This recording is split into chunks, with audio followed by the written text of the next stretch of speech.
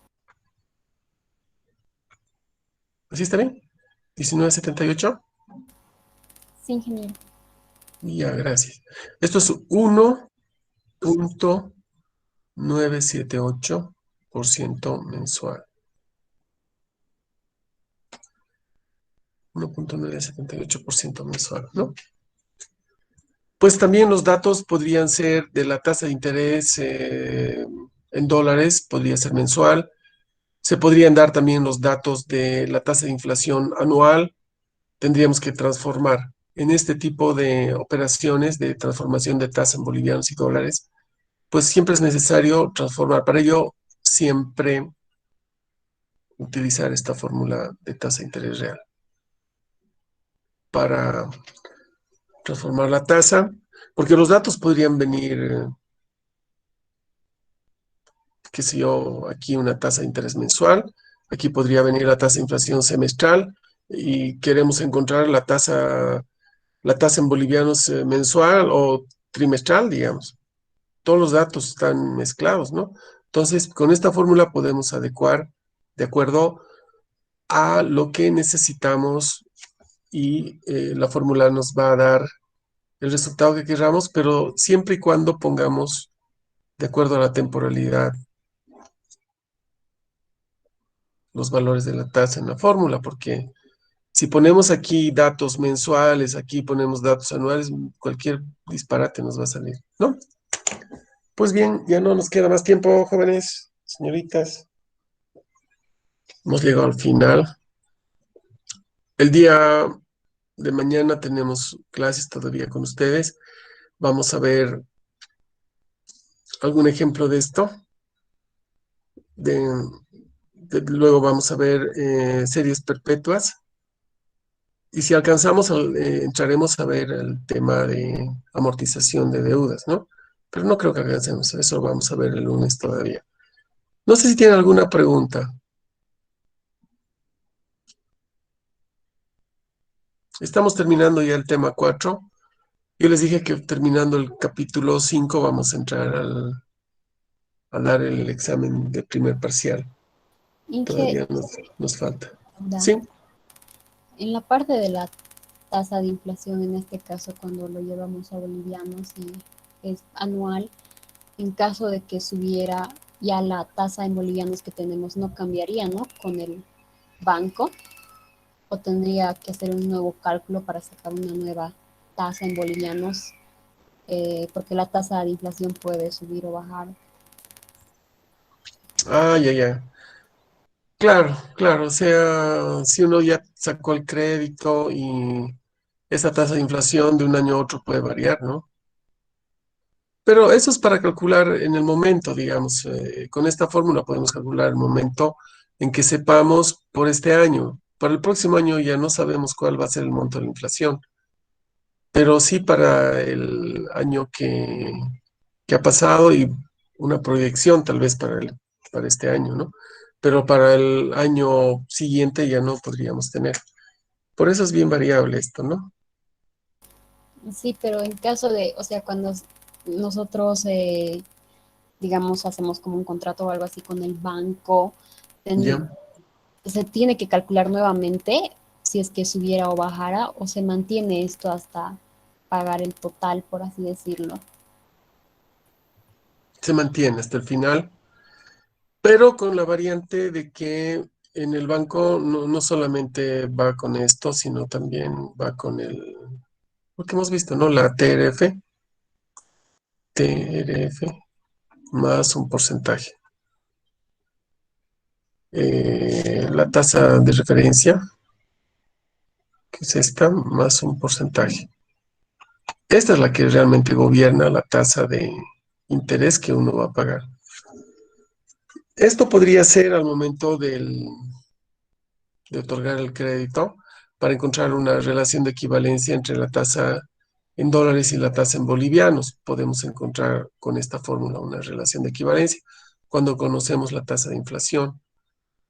Pero ya después, cuando ya conocemos esto, pues para hacer el crédito, seguramente aquí el banco le va a fijar una TRF más un 10%, digamos, donde la TRF es de 16.5% más el 10%, ya le sale el crédito, ¿no?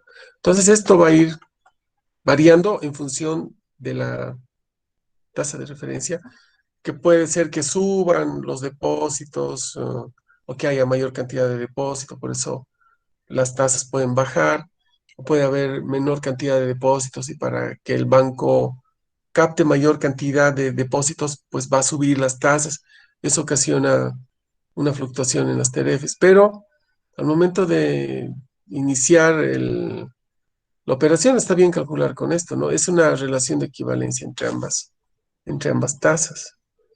Cuando uno ya tuvo o ya obtuvo el crédito, nada más se rige a través de esto. Si esto sube, la tasa final sube. Si esto baja, la tasa final baja. Pero el banco siempre gana lo mismo. Esa es la idea. La única forma de variar una tasa en el banco sería a través de esto. No tanto con esto es para calcular nada más en un momento dado cuál podría ser la tasa de equivalencia, ¿no? Ahora, si el crédito ya lo han otorgado, no se lo calcula, no se lo recalcula con esto, sino con esto. No sé si está clara o si se ha aclarado la pregunta. Sí, sí, está bien, gracias. Ya. Bueno, ¿alguna otra pregunta? Bueno, creo que no hay más preguntas. Les he mandado los videos, no sé si les he dicho al comienzo de la clase, han debido recibirlos, han debido abrir. He mandado los videos de la anterior semana. De esta semana recién se los voy a mandar el fin de semana. Prefiero hacerlo así para que estén bien ordenados y no les esté mandando videos duplicados, digamos, ¿no? Bueno, nada más. Si no tienen más preguntas, lo dejamos aquí. Mañana los espero. 7 menos cuarto, ¿no? Gracias, buenas noches, hasta mañana. Hasta mañana, Inge, que tenga buena noche. Buenas noches. Gracias, hasta mañana. Yo Chao. no. Buenas noches, Inge.